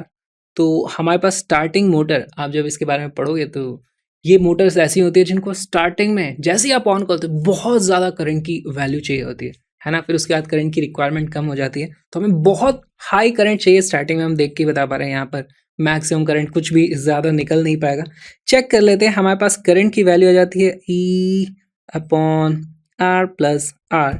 यहाँ पर for maximum current I max, R की वैल्यू हम रख देंगे 0, यहाँ से आई मैक्स की वैल्यू आ जाती है एप्सिलॉन यानी कि 1.9 divided by 380 which is approximately 0.005 ampere. हमको चाहिए किस कार को स्टार्ट करने के लिए अप्रॉक्सीमेटली 10 से 100 एम्पियर के बीच में कहीं पर करंट की वैल्यू चाहिए होगी। तो इसीलिए इस सेल का यूज़ करके हम अपनी कार को स्टार्ट नहीं कर पाएंगे। ये क्वेश्चन बहुत ही इंपॉर्टेंट है।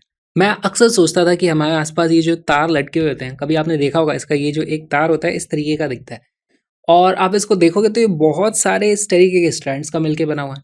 और ये बना हुआ है तो ये बना हुआ है एल्यूमिनियम के वायर्स होते हैं, जिसको मोड़ मोड़ के हम गाड़ी वगैरह कुछ कुछ चीज़ें बनाने की कोशिश करते थे। तो यहाँ पर एल्यूमिनियम का यूज़ क्यों होता है? हमको पता है एल्यूमिनियम उतना अच्छा कंडक्टर नहीं है, उसकी जगह कॉपर के लगाने चाहिए। मैं हमेशा सोचता था इतनी ज़्यादा हम जब यहाँ पर करंट भेज रहे हैं तो अच्छा खासा हमें कम रेजिस्टेंस वाला वायर चाहिए होता है, तो हम कॉपर का यूज़ क्यों नहीं करते, एल्यूमिनियम का क्यों यूज़ कर लेते हैं? इतना ज़्यादा एनर्जी लॉस हम क्यों बेयर कर रहे हैं? तो आज उसी मिथ को बस्ट करते हैं कि यहाँ पर एक्चुअली एल्यूमिनियम का यूज़ क्यों किया जाना चाहिए।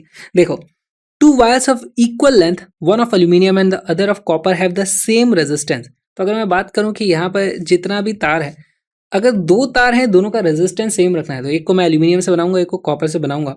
Which of the two wires is lighter, हल्का कौन सा होगा? तो इसको कैलकुलेट करना पड़ेगा कि R is equal to rho L/A होता है। यहाँ पर रॉ जो होता है ये होती है हमारी रेजिस्टिविटी। इसको देख लेते हैं।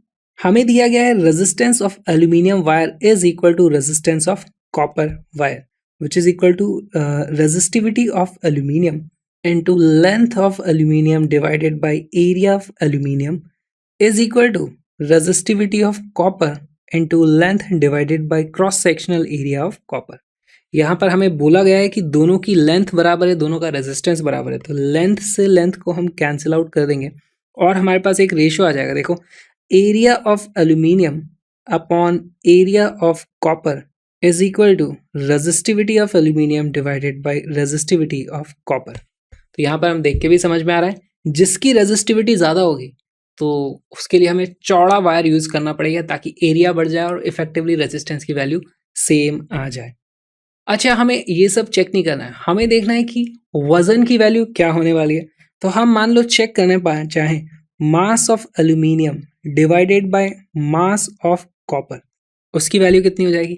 Volume into density. अब डेंसिटी को भी हम रो से रिप्रेजेंट करते हैं, लेकिन यहाँ पर रो ऑलरेडी रेजिस्टिविटी के लिए ले लिया है, तो डेंसिटी को मैं डी से लिखने वाला हूँ।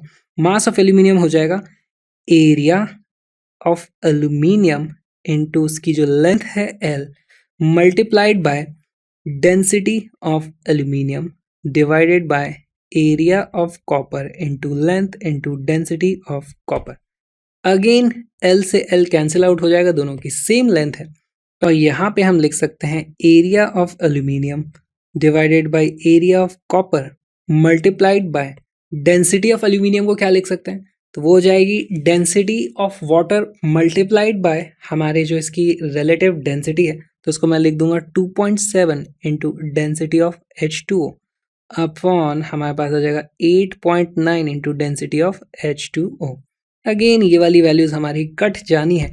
और आप देखो यहाँ पर area of aluminium upon area of copper, area of aluminium upon area of copper, इसको मैं यहाँ से वैल्यू को पुट कर सकता हूँ, तो ये मेरे पास आ जाता है रेजिस्टिविटी ऑफ एल्यूमिनियम, उसकी वैल्यू क्या दी हुई है हमें 2.63, तो ये आ जाएगा 2.63 into 10⁻⁻8 divided by 1.72 into 10⁻⁻8 multiplied by 2.7 upon 8.9।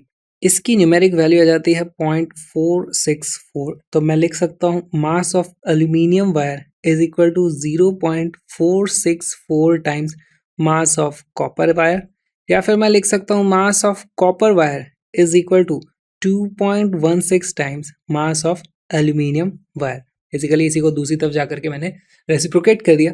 तो यहाँ पर हम देखते हैं कॉपर का अगर मैं वायर लगाता हूँ तो वो 2 गुना से भी ज़्यादा भारी है हमारे एल्यूमिनियम के वायर का, और हमको लंबे लंबे वायर्स लटकाने हैं, बहुत लंबे लंबे वायर, तो वहाँ पर हमें एल्यूमिनियम का यूज़ करना फ़ायदेमंद रहेगा। रेजिस्टेंस तो दोनों के केस में ही बराबर आ रहा है। अब और एक चीज़, हमारे पास एल्यूमिनियम की जब आप इस तरीके से केबल देखोगे तो यहाँ पर कई बार दो अलग अलग मेटल्स यूज़ की जाती हैं। देखो ये अंदर वाला थोड़ा डार्क है, ऐसा क्यों किया जाता है? क्योंकि जो एल्यूमिनियम है, एल्यूमिनियम उतना ज़्यादा उसकी टेंसाइल स्ट्रेंथ नहीं होती है, तो यहाँ पर स्टील की या कोई और अलॉय के अंदर वायर्स डाली जाती हैं जो तार को लटकाने का काम करेगा, तार को स्ट्रेंथ देगा, जबकि बाहर वाला जो ये है वो उसको करंट देने के लिए, जो करंट का पाथ अच्छा फ्लो कराने के लिए देगा। तो हमें इस तरीके से कॉम्पोजिट वायर्स मिलते हैं, और भी बहुत तरीके के वायर्स हो सकते हैं। लेकिन इनमें वजन से भी ज़्यादा पता है एक और फैक्टर कौन सा हमें कंसिडर करना पड़ेगा? एल्यूमिनियम सस्ता भी होता है, तो हमें एल्यूमिनियम कम भी लगाना है, और किलो के हिसाब से खरीदोगे तो एल्यूमिनियम सस्ता भी है। तो कोई रीज़न नहीं बचता कि हम क्यों यहाँ पर कॉपर की इस तरीके से वायर्स को यूज़ करें। अब सवाल ये उठता है कि यहाँ पर तो हमने एल्यूमिनियम को यूज़ कर लिया, लेकिन हमारे घरों में हम कॉपर वायर्स का यूज़ क्यों करते हैं? तो वहाँ पे हो सकता है कुछ और फैक्टर्स आते हों, जैसे कि कॉपर की ड्यूरेबिलिटी कितनी है, या फिर क्या कॉपर जल्दी हीट हो जाता है अगर हम कहीं पे इस तरीके से दो वायर्स को जॉइन करके जॉइंट्स बनाते हैं, तो वहाँ पर क्या हमें कुछ बेनिफिट्स मिलते हैं। ऐसे बहुत सारे प्रैक्टिकल सिचुएशंस होते हैं जिनके सोल्यूशन के कारण कॉपर वायर को घरों में यूज़ करने के लिए बेटर माना जाता है, लेकिन अगर हमें हाई टेंशन लाइन में लटकाना है तो हम वहाँ पर एल्यूमिनियम वायर का यूज़ करेंगे। What conclusion can you draw from the following observations on a resistor made of alloy manganese? ये मैंगनीन क्या है? एक अलॉय है, और उसके लिए कुछ करंट और वोल्टेज की हमें वैल्यूज दी हुई हैं, टेबल बनाई हुई थी यहाँ पर। तो हमारे पास रेजिस्टेंस क्या होता है? V/I। तो मैंने ये सारी चीज़ें कैलकुलेट करके वैल्यूज यहाँ पर रखी हुई हैं। तो देखो 19.7, 19.7, 19, 19, 19, 19, 19, 19, 19, सभी जगह ऑलमोस्ट 19.7 के आसपास की हमें वैल्यू मिल रही है। तो हम यहाँ पर देखेंगे कि हमारे पास जो एवरेज वैल्यू ऑफ रेजिस्टेंस है वो या तो आप कैलकुलेट कर लो, सबको ऐड कर लो और divided by number of readings, उससे डिवाइड करोगे तो आपको एक एवरेज वैल्यू मिल जाएगी। वो वैल्यू आती है 19.704 ओम। सिग्निफिकेंट फिगर के हिसाब से हमको उसको दो सिग्निफिकेंट फिगर तक राउंड ऑफ कर देना चाहिए, लेकिन क्वेश्चन वो नहीं है, उसके हिसाब से तो 20 आ जाएगी सब जगह। बात यहाँ पे हमें ये समझनी है कि हम करंट की वैल्यू बढ़ाते जा रहे हैं तो भी हमारे रेजिस्टेंस की वैल्यू सेम है, और करंट बढ़ाने के साथ साथ हमारी और एक चीज़ बढ़ जाती है, वो होती है I²R। तो वहाँ पे हीट जनरेशन बढ़ता जा रहा है, तो इफेक्टिवली वहाँ पे टेम्परेचर भी बढ़ता जा रहा होगा। तो यहाँ से यहाँ तक जब हम पहुँचे हैं तो टेम्परेचर काफ़ी ज़्यादा चेंज हो गया होगा, फिर भी हम देखते हैं रेजिस्टेंस की वैल्यू ऑलमोस्ट उतनी ही है। यहाँ से हम कंक्लूड कर सकते हैं कि हमारे पास the resistivity of manganin is nearly independent of temperature. तो इसीलिए ये एक बहुत ही इंपॉर्टेंट अलॉय है। आपसे डायरेक्ट बहुत एग्जाम्स में सवाल भी पूछा जा सकता है, उसमें ऑप्शन होंगे बहुत सारे। मैंगनीन को आपको सेलेक्ट करना है जिसकी temperature coefficient of resistance almost zero के बाद बहुत ही करीब होती है। Answer the following questions. A steady current flows in a metallic conductor of non uniform cross section. तो हमारे पास एक कंडक्टर है, देखो यहाँ पे क्रॉस सेक्शनल एरिया कम था, बीच में ये मोटा है, क्रॉस सेक्शनल एरिया बड़ा है, यहाँ पे फिर से कम हो गया है। Which of these quantities is constant along the conductor?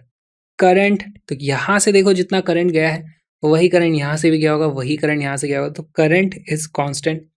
Current density क्या होती है? I डिवाइडेड बाई एरिया, तो इसको हम लिखते हैं J। ए का आंसर हो जाएगा I is equal to constant, J होता है हमारा I divided by cross sectional area which is not constant.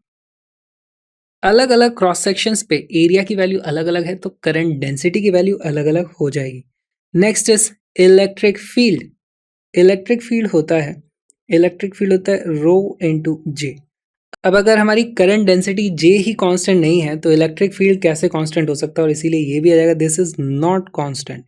और चौथी हमसे पूछी है ड्रिफ्ट स्पीड। ड्रिफ्ट स्पीड क्या होती है? Vd की वैल्यू हो जाती है J/N E। अगेन N की वैल्यू किसी भी मेटल के लिए बराबर होगी, E इलेक्ट्रॉन का चार्ज कितना है वो भी सेम रहता है, लेकिन J की वैल्यू अगेन फिर से बदल रही है हर एक क्रॉस सेक्शन पे, तो this will also not be constant. यहाँ पे हम इसको फील भी कर सकते हैं। देखो यहाँ से मान लो 1 एम्पियर गया है, तो यहाँ से बहुत सारे इलेक्ट्रॉन्स को तेज़ी से निकलना पड़ेगा। यहाँ पर हमारे पास ज़्यादा एरिया है तो इलेक्ट्रॉन्स आराम से निकल सकते हैं, क्योंकि इस क्रॉस सेक्शन में नंबर ऑफ इलेक्ट्रॉन ज़्यादा है, इस क्रॉस सेक्शन में नंबर ऑफ इलेक्ट्रॉन कम थे। तो आप इसको वैसे समझ सकते हो कि हमारे पास ऐसा कोई सा पाइप है और इस पाइप में से पानी को जाना है, जितना पानी यहाँ से जाएगा उतने पानी यहाँ से जाएगा, उतने पानी यहाँ से जाएगा, इक्वेशन ऑफ कंटिन्यूटी। लेकिन यहाँ पर पानी की वेलोसिटी ज़्यादा होगी, यहाँ पे वेलोसिटी कम होगी, यहाँ पे फिर से थोड़ी ज़्यादा हो जाएगी। इस तरीके से आप इसे समझ सकते हो। Part B, is Ohm's law universally applicable for all conducting elements? नहीं, ऐसा नहीं है। हमारे पास कुछ कंडक्टर्स होते हैं, कुछ नॉन कंडक्टर्स होते हैं, कुछ सेमीकंडक्टर्स भी होते हैं जहां पर ओम्स लॉ वैलिड नहीं होता है। If not, give examples of elements which do not obey Ohm's law.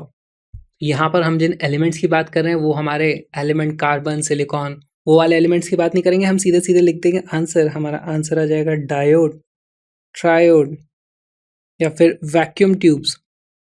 Vacuum tubes क्या होती हैं? वैक्यूम ट्यूब्स एक्चुअली पुराने टाइप का डायोड जो होता था ना, वो एक ही तरीके से काम करते थे। पार्ट सी देखते हैं। A low voltage supply from which one needs high currents must have very low internal resistance. Why? ये तो बहुत ही आसान है। पार्ट सी में हमें पता है कि करंट की वैल्यू होती है V upon R plus R। अगर हमें बहुत ज़्यादा हाई करंट चाहिए तो हम एक्सटर्नल रेजिस्टेंस की वैल्यू कम करेंगे, लेकिन ये इंटरनल रेजिस्टेंस जो बैटरी का होगा, जो सेल का होगा, वो भी कम होना चाहिए, तभी इसकी वैल्यू ज़्यादा हो पाएगी। तो इसीलिए हमारा R must be small. Part D. A high tension HT supply of say 6 kilovolt must have a very large internal resistance.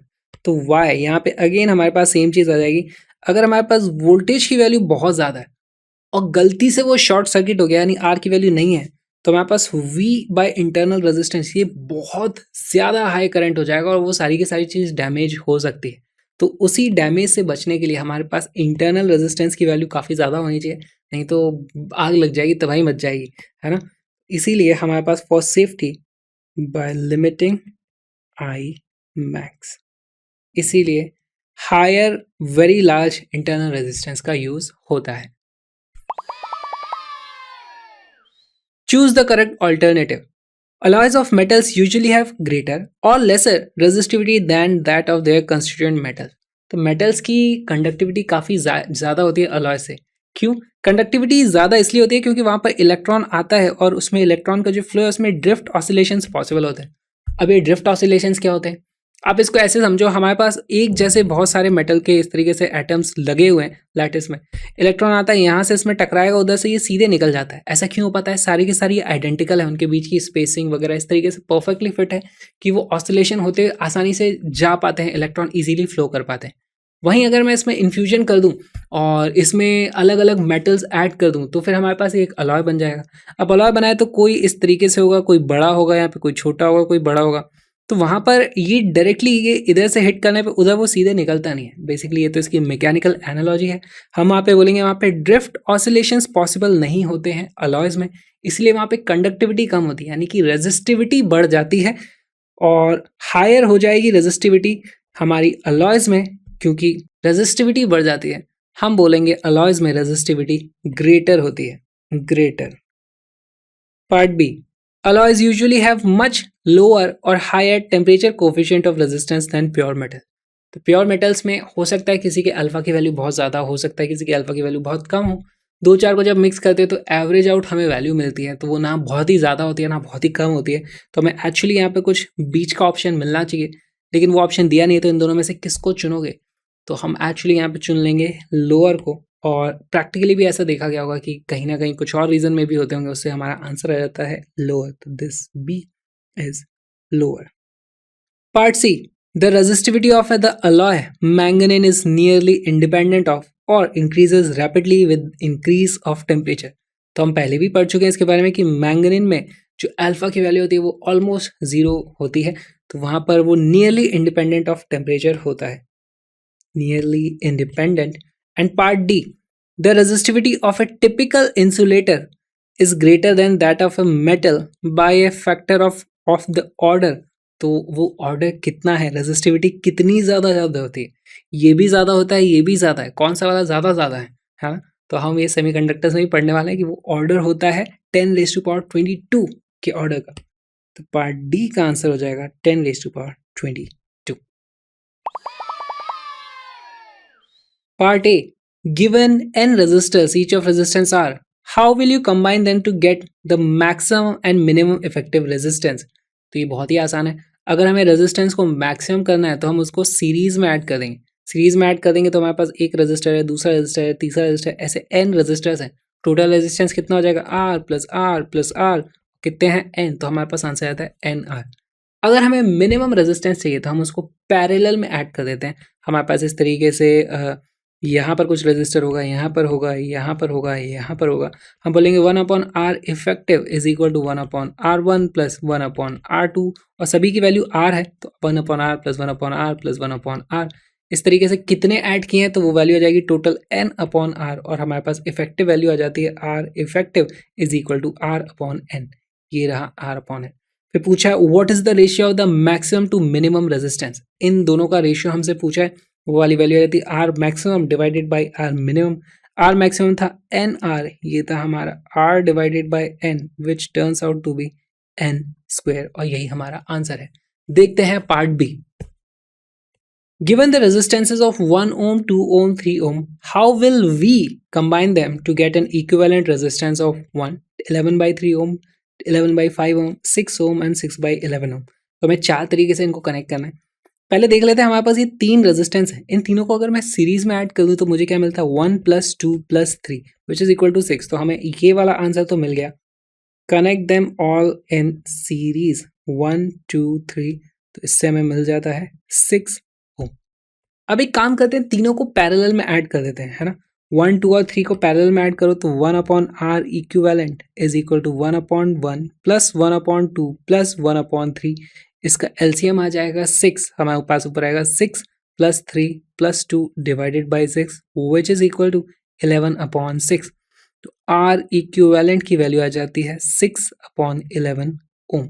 ये भी हमारा आंसर आ गया। अब हमें पता करना है ये और ये दोनों में क्या चीज़ है, किस तरीके से हम इनको कंबाइन कर सकते हैं। तो देखो इसको कैसे सॉल्व करोगे। यहाँ पर ये 11/3 है, इसी को मैं क्या लिख सकता हूँ, can this be written as 3 + 2/3। और हमारे पास 1 2 एंड 3 ये जो रेजिस्टेंस है इसमें से 3 ओम का रेजिस्टर को यहाँ पे रख दो और फिर बाकी जो दो रेजिस्टर है अगर मैं इनको पैरेलल में रखता हूँ तो क्या मुझे 2/3 का रेजिस्टेंस मिलता है। अगर मैं 1 और 2 को पैरेलल में रखता हूँ तो मुझे R इक्विवेलेंट की वैल्यू कितनी मिलती है, R1 R2/R1 + R2 यानी 1 × 2/1 + 2 विच इज इक्वल टू 2/3। तो इससे मुझे पता चल जाता है हमारे पास जो वैल्यू आने वाली है वो ऐसी आएगी कि एक रेजिस्टर 3 ओम का हम ऐसे रखते हैं, फिर यहाँ पर होगा हमारे पास 1 ओम और यहाँ पर होगा हमारे पास 2 ओम। इस क्वेश्चन को देखते हैं। 11/5 को मैं क्या लिख सकता हूँ, इसको मैं लिख सकता हूँ 2 + 1/5 ओम। अब यहाँ पर से अगर मैं 2 को इधर रख दूं, फिर 3 और 1 को अगर मैं पैरेलल में कनेक्ट करूं तो 3 और 1 का पैरेलल में कनेक्ट करने से R इक्विवेलेंट कितना आ जाता है, R इक्विवेलेंट इज 3 × 1/3 + 1 यानी कि आ जाता है 3/4। तो यहाँ तो हमारे पास 1/5 है, तो this is not working for us. हम दूसरा ऑप्शन क्या कर सकते हैं, यहाँ पे मैं लिखूं 1 + 6/5। इस केस में हम क्या देखते हैं, 1 को मैं सीरीज में लगा दूंगा, फिर 2 और 3 को पैरेलल में लगाने से क्या मुझे 6/5 मिलता है। तो देखो 2 और 3 को अगर मैं पैरेलल में लगाता हूँ तो R इक्विवेलेंट की वैल्यू आ जाती है 2 × 3/2 + 3 विच इज इक्वल टू 6/5। तो यही हमारा करेक्ट आंसर है। हम इसका सर्किट बना देंगे। हमारे पास यहाँ पर लगा हुआ है 1 ओम, साथ में 2 ओम और 3 ओम पैरेलल में लगे हुए हैं, इससे हमें इफेक्टिव रेजिस्टेंस 11/5 मिल जाएगा। अब देखते हैं part C. Determine the equivalent resistance of network shown in figure 3.31। तो ये हमारे पास फिगर है। हमारे पास देखो यहाँ पर इस तरीके से बहुत सारे रेजिस्टेंस है, इसको कैसे सॉल्व करोगे। तो हमारे पास एक यूनिट है जो रिपीट हो रही है, ये सारे के सारे बार बार रिपीट हो रहे हैं। तो अगर मैं इसका इक्विवेलेंट लिखना चाहूँ तो मैं क्या लिख सकता हूँ, देखो एक यूनिट को मैं लिख सकता हूँ, ये 1 और 1 दोनों सीरीज में है तो वो आ जाएगा हमारे पास इस तरीके से 2 ओम और नीचे हमारे पास 2 और 2 है तो ये वाला नीचे वाला आ जाएगा हमारे पास इस तरीके से 4 ओम। अब इसका भी और इक्विवेलेंट निकाल सकते हैं, 2 और 4 हमारे पास पैरेलल में लगे हुए हैं तो वो इक्विवेलेंट आ जाता है 2 × 4/2 + 4 यानी कि 8/6 विच इज इक्वल टू 4/3 ओम। ये तो हमारे पास एक यूनिट का रेजिस्टेंस आ गया। ऐसे हमारे पास 2 3 4 सीरीज में लगी हुई हैं तो हमारे पास R effective is equal to, अगर इसका रेजिस्टेंस था R, ये वाली वैल्यू थी R, तो यह जाता है 4 × R which is equal to 16/3 ohm. बहुत ही सिंपल। दूसरा तो सबसे ज़्यादा सिंपल है, देख के ऐसा लग रहा है पैरेलल में बनाने की कोशिश की है लेकिन ये एक्चुअली सारे के सारे आप देखोगे सीरीज में है तो सीधे सीधे आंसर आ जाएगा R effective is equal to 5 × R। ये क्वेश्चन भी बहुत इंटरेस्टिंग है। Determine the current drawn from a 12 volt supply with an internal resistance of 0.5 ohm by the infinite network shown in figure 3.32. Each resistor has 1 ohm resistance. तो हमारे पास एक battery है, उसका internal resistance है, वो तो चलो बात की बात है. पहले इस नेटवर्क का हम रेजिस्टेंस पता करेंगे, और ये नेटवर्क एक इनफाइनाइट रेजिस्टर का नेटवर्क है. यहाँ पर हमारे पास इनफाइनाइट तक ये सीरीज इस तरफ जाती है. अच्छा, और एक चीज ये समझो कि क्या आपको ऐसा लगता है कि बहुत सारी फाइनाइट चीज़ों को अगर मैं जोड़ूं 1 + 1 + 1 1 1 1 सबकी वैल्यू ऐड करते जाओगे तो इनफाइनाइट हो रही है. लेकिन इस कॉम्बिनेशन का रेजिस्टेंस क्या कोई फाइनाइट वैल्यू आ सकती है? इसको आपको ऐसे समझना होगा, इसकी फील लेने की कोशिश करें. तो हमारे पास यहाँ पर से करंट देखो, एक तो ऐसे जाएगा, इसकी कुछ वैल्यू होगी. उससे थोड़ा कम करंट ऐसे आएगा, उससे भी कम करंट ऐसे आएगा, उससे भी कम करंट ऐसे आएगा. तो इफेक्टिवली मेरे पास I1 + I2 + I3 + I4 ऐसे करंट्स ऐड होते जा रहे हैं.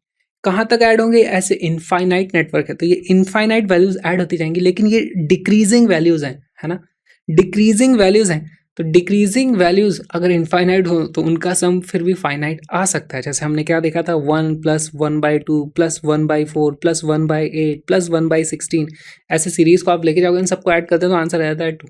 इनफाइनाइट चीज़ों का सम फाइनाइट हो सकता है. यहाँ पर देखते हैं इसको सॉल्व कैसे करना है. देखो, मान लो कि यहां से लेकर के यहां तक के बीच में जो इफेक्टिव रेजिस्टेंस है इस पूरे के पूरे सिस्टम का, उसकी वैल्यू है R. अच्छा, यहां से मैं इन 3 रेजिस्टर्स को हटा दूं तो अब इस तरफ आप देखोगे तो अभी भी इनफाइनाइट रेजिस्टर्स का सेम कॉम्बिनेशन है. तो ये वाला भी हो जाएगा हमारा रेजिस्टेंस R. बस यही छोटी सी ट्रिक थी. इसी को देखो रीअरेंज करके हम कैसे बना सकते हैं. अगर इन दो टर्मिनल्स के बीच में रेजिस्टेंस है R, तो इन दो टर्मिनल्स के बीच में ये जो बाकी का इतना बड़ा बचेगा उसका भी रेजिस्टेंस हो जाएगा R. और यही हमें सॉल्व कर देना है. यहाँ पर हमारे पास ये R और 1 पैरेलल में है, तो इन दोनों का कुछ रेजिस्टेंस होगा, फिर ये तीनों रेजिस्टेंस सीरीज में लगे हुए हैं. तो हमारे पास R इज इक्वल टू, ये R कौन सा है? इन दो टर्मिनल्स के बीच में effective resistance, is equal to R1 + R2, यानी कि 1 + 1. हमने इसको ऐड कर दिया, हमने इसको ऐड कर दिया, और इन दोनों का जो कंबाइंड हमारे पास रेजिस्टेंस आने वाला है उसको भी ऐड कर देते हैं. वो वैल्यू हो जाएगी R × 1/R + 1. बस यही हमारी इक्वेशन है. अब हमें इसको सॉल्व करना है. इसको सॉल्व कैसे कर सकते हैं? ये आ जाता है R - 2 × R + 1 is equal to R. यहाँ से वैल्यू आ जाती है R² - 2R + R - 2 is equal to R. यहाँ से ये R इस तरीके से कट जाएगा. R² - 2R - 2 is equal to 0. ये हमारी क्वाड्रेटिक इक्वेशन आ गई. इसको सॉल्व कैसे करेंगे? वही लगाते हैं हमारा formula R is equal to -B. यहाँ पर A B C में -B की वैल्यू हो जाएगी 2, क्योंकि B खुद नेगेटिव है. तो 2 + √(B² - 4AC) इसका स्क्वायर -4 × -2 × 1. तो ये हो जाता है 4 + 8/2A. A की वैल्यू कितनी है यहाँ पर? 1. तो यहाँ से हमारे पास वैल्यू आ जाएगी 1 ± √3. और यहाँ पर अगर आप माइनस यूज़ कर लोगे तो वो 1 - √3, रेजिस्टेंस नेगेटिव नहीं हो सकता, तो हमें माइनस को रिजेक्ट करना पड़ेगा. हमारे पास वैल्यू आ जाती है R is equal to 1 + √3 ohms. यही हमारा आंसर है इस रेजिस्टेंस के लिए. लेकिन क्या क्वेश्चन ये है? क्वेश्चन अलग है. क्वेश्चन है determine the current drawn from A 12 volt supply with internal resistance 0.5 ohm. Again हमारे पास करंट की जो वैल्यू हो जाएगी वो हो जाती है I is equal to E/R + R.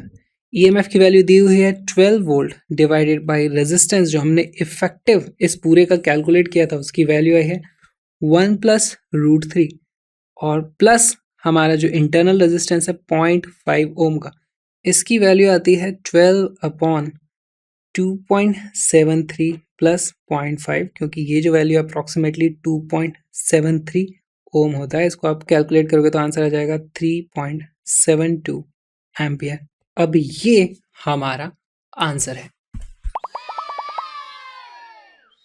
Figure shows a potentiometer with a cell of 2 volt and internal resistance 0.4 ohm maintaining a potential drop across the resistors wire AB. तो हमारे पास एक वायर है, इसमें कुछ यहाँ पर इस तरीके से करंट फ्लो होगा जिसके कारण इसमें पोटेंशियल ग्रेडियंट आ जाता है.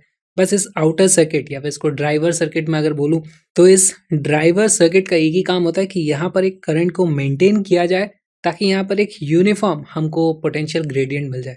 अब बैलेंस कंडीशन पे वैसे ही इसमें कोई भी करंट नहीं होता, आई की वैल्यू जीरो होती है, तो इसकी वजह से यहाँ ना करंट में कोई असर पड़ता, कुछ नहीं होता है। और यहाँ पर इस तरीके से हम बैलेंसिंग भी करते हैं। Standard cell which maintains a constant EMF of 1.02 volt for very moderate currents up to a few milliampere gives a balance point at 67.3 centimeter length of the wire. To ensure very low current drawn from the standard cell, a very high resistance of 600 kilo ohm is put in series with it, which is shorted close to the balance point. The standard cell is then replaced by a cell of unknown EMF E, and the balance point is found similarly turns out to be at 82.3 centimeter length of the wire. What is the value of E EMF? बहुत ही simple question है। पहले हमें दिया हुआ है कि देखो जो ई होता है ईएमएफ वो क्या होता है, पोटेंशियल ग्रेडियंट टाइम्स लेंथ। पहले हमें वैल्यू दी है 1.02 पोटेंशियल था which is equal to potential gradient multiplied by length कितनी आई थी 67.3 सेंटीमीटर।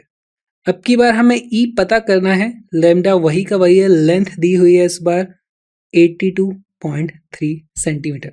अगर मैं इन दोनों को डिवाइड कर दूँ तो मेरे पास देखो ईएमएफ की वैल्यू आ जाती है 82.3 divided by 67.3 multiplied by 1.02 which is equal to 1.247 volt, और यही हमारा आंसर है। अब नेक्स्ट पार्ट देखते हैं। What purpose does the high resistance of 600 kilo ohm have? तो यहाँ पर एक रेजिस्टर है, इसका क्या काम है? देखो अगर ये यहाँ पर रेजिस्टर नहीं होगा और मैंने पॉइंट मान लो यहाँ से टच करना स्टार्ट किया तो एक्चुअली यहाँ पर काफ़ी ज़्यादा करंट होगा और उसके कारण ये बैटरी ख़राब हो सकती है या फिर गैल्वेनोमीटर ख़राब हो सकता है, कोई भी एक चीज़ ख़राब हो सकती है। तो इसीलिए यहाँ पर ऐसा ना हो इसलिए हम एक बहुत ज़्यादा हाई रेजिस्टेंस को यहाँ पर रखते हैं। इस केस में ये है, तो मान लो मैंने ये हाई रेजिस्टेंस रखा है तो सभी जगह पे करंट की वैल्यू, अब इस पॉइंट को आप यहाँ टच करो, यहाँ टच करो, यहाँ टच करो, यहाँ टच करो, कहीं भी करो, करंट की वैल्यू बहुत कम आएगी। गैल्वेनीटर से हमें पता चल जाएगा, अच्छा मान लो यहाँ पर इस पूरी रेंज में, इस पूरे एरिया में करंट की वैल्यू बहुत ही कम है। अब हमें पता नहीं चल पा रहा है इस पूरे में बैलेंस पॉइंट यहाँ है, यहाँ, यहाँ, यहाँ, कहाँ है। तो उस टाइम पे मैं इस की को बंद कर दूंगा तो मैं बोलूंगा इसको मैंने शॉर्ट कर दिया। अब इसको यहाँ से हटा दिया गया है तो अचानक से करंट बढ़ने की कोशिश करेगा, लेकिन अभी भी ईएमएफ इसका बैलेंस पॉइंट के काफी करीब है तो करंट की वैल्यू अभी भी उतनी ज्यादा नहीं होगी, है ना। मान लो इसका एक्चुअल बैलेंस पॉइंट यहाँ आने वाला था, लेकिन रेजिस्टेंस को शॉर्ट करने से पहले मैं यहाँ पर था, फिर मैंने जब इसको शॉर्ट कर दिया तो अभी भी हमारे पास इतना सा गैप है। तो अब ये सेंसिटिविटी बढ़ जाएगी क्योंकि रेजिस्टेंस हट गया है और हम थोड़ा उसको अच्छे से बैलेंस उसको कर पाएंगे। तो हम लिख भी सकते हैं टू प्रोटेक्ट द गैल्वेनोमीटर और the battery from high currents when away from the balance point. यही इंपॉर्टेंट है, बैलेंस पॉइंट से दूर होंगे तभी ये बचाता है, क्योंकि बैलेंस पॉइंट पे तो वैसे ही करंट की वैल्यू जीरो है, आप इसको रखो मत रखो कोई फर्क नहीं पड़ता। Part C, is the balance point affected by this high resistance? No, it's not affected by this high resistance. यहाँ पर आंसर आ जाएगा नो। इसकी वजह से बस हमें प्रोटेक्शन मिलता है। एनीवे हम इसको शॉर्ट कर देते हैं, बाद में तो ये हो या ना हो क्या फ़र्क पड़ता है, इसको यहाँ से हमने शॉर्ट सर्किट कर ही दिया है तो इसकी वजह से बैलेंस पॉइंट पे कोई फर्क नहीं पड़ेगा। Is the balance point affected by the internal resistance of the driver cell? इस रेजिस्टेंस की वैल्यू अगर बदलेगी तो क्या होगा? देखो इस रेजिस्टेंस की वैल्यू बदलेगी तो यहाँ पर इफेक्टिवली करंट की वैल्यू चेंज हो जाएगी। करंट की वैल्यू चेंज होगी तो हमारा जो यहाँ पर पोटेंशियल ग्रेडियंट होता है, पोटेंशियल पर यूनिट लेंथ, वो वैल्यू चेंज हो जाएगी। वो वैल्यू चेंज होती है, हमारे पास ईएमएफ क्या होता है, EMF is equal to lambda into L. अगर ये वाली वैल्यू चेंज हो रही है तो एल की वैल्यू भी चेंज होगी क्योंकि इसका ईएमएफ तो नहीं चेंज हुआ है। तो उस केस में हमारा आंसर आएगा yes, epsilon equal to lambda times L. If R is changed, I in the driver circuit changes and lambda changes. Driver circuit ये वाला सर्किट होता है। Next part, would the method work in the above situation if the driver cell of potentiometer had an EMF of 1 volt instead of 2 volt? अच्छा, तो यहाँ पर ही हमारे पास इसका EMF कितना था 1.02 वोल्ट। अब इसका ही पोटेंशियल हो जाएगा 1 वोल्ट, उसके बाद कुछ यहाँ पे रेजिस्टेंस है तो यहाँ पर एंड टू एंड हमें जो पोटेंशियल ड्रॉप मिलने वाला है, लेट्स से उसकी वैल्यू आ जाती है 0.95 वोल्ट। तो वो तो इससे कम है तो बैलेंस पॉइंट ही नहीं मिलेगा, है ना। तो उस केस में नहीं हो पाएगा। Answer of E no, EMF of driver cell must be greater than EMF of unknown. Part F, Would the circuit work well for determining an extremely small EMF, say of the order of a few millivolt, such as the typical EMF of a thermocouple? If not, how will you modify the circuit? तो देखो हमारे पास part F में हमें पता है कि जो EMF हम मेजर करते हैं उसकी वैल्यू कितनी होती है, L टाइम्स लेमडा। अब L की वैल्यू तो जीरो से लेके यहाँ तक ही आ सकती है ना। अगर हमारे पास कोई भी लेमडा की वैल्यू है तो उसमें हम मिनिमम EMF कितना नाप पाएंगे, जितनी मिनिमम हम L की वैल्यू नाप सकते हैं, जो कि यहाँ से कुछ छोटी सी वैल्यू होगी, है ना। तो एक मिनिमम वैल्यू आ जाएगी, उससे छोटा EMF हम इसमें नाप ही नहीं सकते। सारी वैल्यू हमें ऐसे दिखेंगे, अच्छा जीरो है, ये भी तो जीरो है, ये भी तो जीरो है, सबकी वैल्यू जीरो दिखने लगेगी। तो हमें क्या करना है कि EMF की वैल्यू कम हो जाए। हम लेंथ कम नहीं कर सकते, लेंथ तो हमें इधर ही कहीं रखना पड़ेगा। तो हमें बेसिकली लेमडा को वैल्यू कम करनी पड़ेगी। To measure small EMF lambda must be smaller. अच्छा, ये लेमडा होता क्या है, हमारा ये जो भी पोटेंशियल ड्रॉप होता है डिवाइडेड बाय लेंथ, और ये पोटेंशियल ड्रॉप क्या हो जाएगा, इसका जो भी रेजिस्टेंस है, रेजिस्टेंस मल्टीप्लाइड बाय करंट। अच्छा, ये वाला करंट क्या हो जाएगा, करंट की वैल्यू होती है E/R प्लस आर। यहाँ पर ये R है, इसका AB का कुछ रेजिस्टेंस होगा R।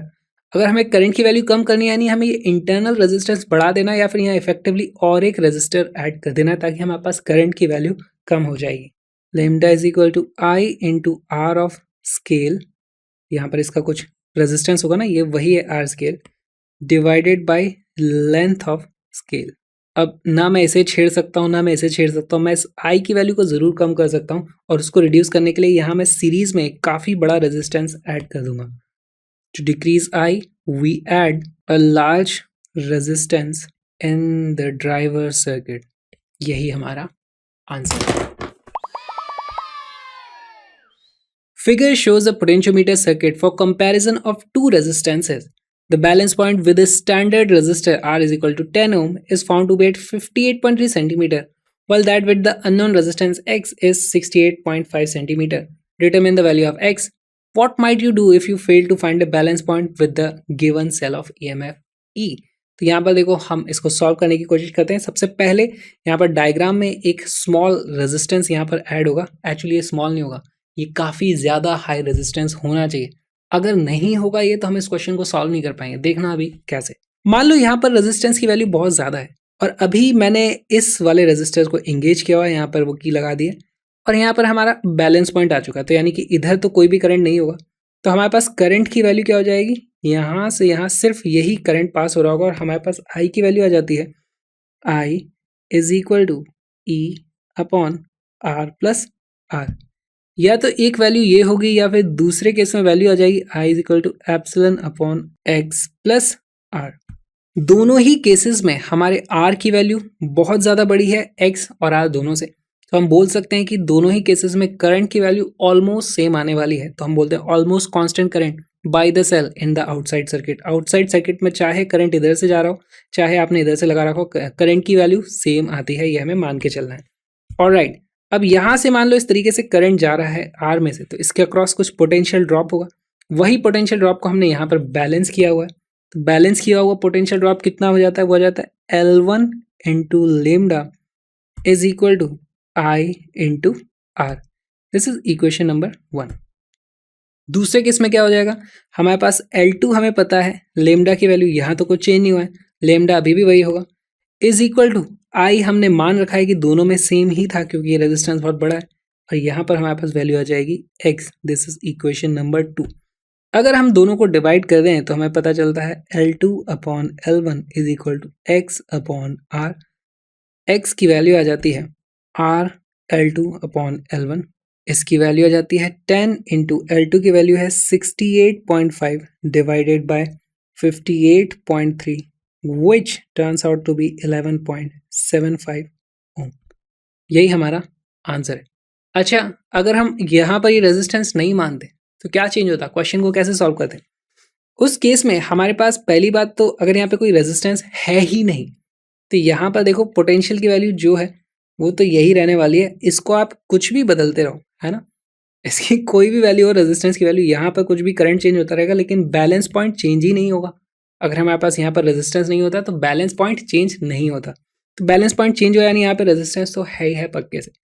ऑलराइट, अगर रेजिस्टेंस है तो उस केस में हम I की वैल्यू क्या लिख देंगे, E/R+R। ये वैल्यू आप यहाँ पे रखो। सिमिलरली ऐसी ही वैल्यू x के केस में यहाँ पर आ जाएगी। उस केस में आप देखोगे कि हमारे पास यहाँ पर जो सोल्यूशन आता है उसमें इस r की वैल्यू को रखे बिना आप सॉल्व नहीं कर सकते, और अगर r की वैल्यू क्वेश्चन में गिवन नहीं है तो आप सॉल्व वैसे भी नहीं कर सकते। तो अगर इसे सॉल्व करना है तो ये मानना ही पड़ेगा कि यहाँ पे काफ़ी ज़्यादा बड़ा रेजिस्टेंस R लगा हुआ है, जिसके कारण करंट की वैल्यू आउटर सर्किट में सेम रहती है। Next part, what might you do if you fail to find a balance point with the given cell of EMF E? तो अगर हम यहाँ पर हमें बैलेंस पॉइंट नहीं मिल रहा है, इसका मतलब क्या होगा? बैलेंस पॉइंट यहाँ कहीं पर भी बैलेंस पॉइंट नहीं है। इसका मतलब ये जो हमारा IX की वैल्यू आती है वो इस पोटेंशियल ड्रॉप टोटल से बड़ी है कुछ, तो उसको कम करने के लिए हम देखो x को तो नहीं छेड़ सकते, हम करंट की वैल्यू कम कर सकते हैं। यानी इस सर्किट में अगर मैं करंट की वैल्यू कम कर दूं तो हमें फिर बैलेंस पॉइंट इधर मिल जाएगा। उस केस में हमें इंटरनल रेजिस्टेंस को बढ़ाना पड़ेगा। हमें पता है IR is equal to lambda times L। इसकी लेंथ की तो कुछ मैक्सिमम वैल्यू है, लेमडा ये वाले सर्किट के कारण सेट होती है, तो इन दोनों को हम नहीं छेड़ सकते। अगर हमें रेजिस्टेंस की वैल्यू ज़्यादा होने के कारण बैलेंस पॉइंट नहीं मिल रहा है तो हमें इसकी वैल्यू कम कर देनी चाहिए, और हमें we need to reduce I। और ये हम कैसे कर सकते हैं? इसके लिए वी इंसर्ट या we increase the small r, और यही हमारा आंसर है। Figure shows a 2 volt potentiometer used for the determination of internal resistance of a 1.5 volt cell. The balance point of the cell in open circuit is 76.3 cm. When a resistance of 9.5 ohm is used in the external circuit of the cell, the balance point shift to 64.8 cm length of the potentiometer wire. Determine the internal resistance of the cell. Direct formula based हमारे पास सवाल आ गया है। यहाँ पे internal resistance की बात होती है, वो होती है L2 minus L1 upon L1 times R। यहाँ पर L2 क्या होती है? बड़ी वाली लेंथ माइनस छोटी वाली लेंथ अपॉन छोटी वाली लेंथ मल्टीप्लाइड बाय ये जो भी रेजिस्टर R हमने लगाया। वैल्यूज रखते हैं सबसे पहले, तो यह आ जाएगा हमारे पास 76.3 minus 64.8 upon 64.8 multiplied by resistor कितने का लगाया था? 9.5 ओम। इसकी वैल्यू आ जाती है 1.68 ओम, और यही हमारा आंसर है। आप सोच सकते हो ये फॉर्मूला आया कहाँ से?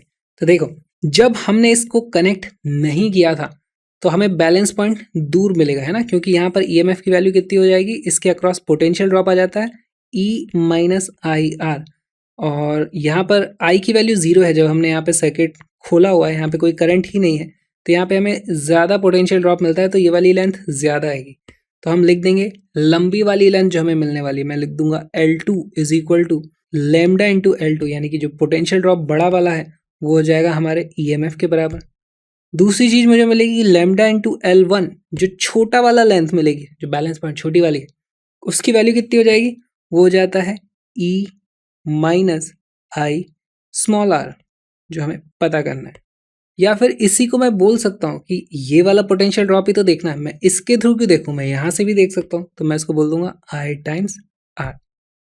इससे हमें मिलेगा lambda L1 is equal to E minus current की वैल्यू क्या है? I की वैल्यू हो जाएगी E upon R plus R, और ऊपर हमारे पास R मल्टीप्लाइड था ही सही।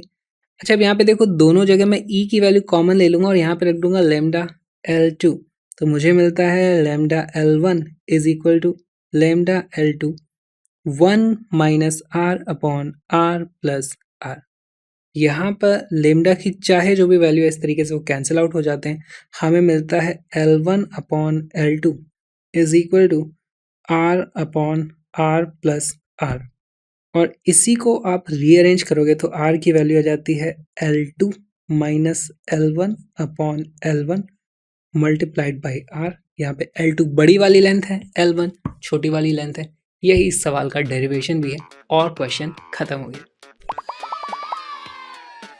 इसी के साथ हमने सारे के सारे क्वेश्चन सॉल्व कर लिए हैं करंट इलेक्ट्रिसिटी के। अगर आपको वीडियो पसंद आया तो प्लीज सपोर्ट कैश ऐप। उसके लिए आपको इस QR कोड को स्कैन करके डोनेट करना है, या फिर डिस्क्रिप्शन में जो लिंक है उसको भी आप क्लिक करके सपोर्ट कर सकते हो। फ्री एजुकेशन सभी के लिए, और यस, इन कलरफुल नोट्स का लिंक भी डिस्क्रिप्शन में फ्री PDF आपको मिल जाएगी। हम मिलेंगे अगले वीडियो में।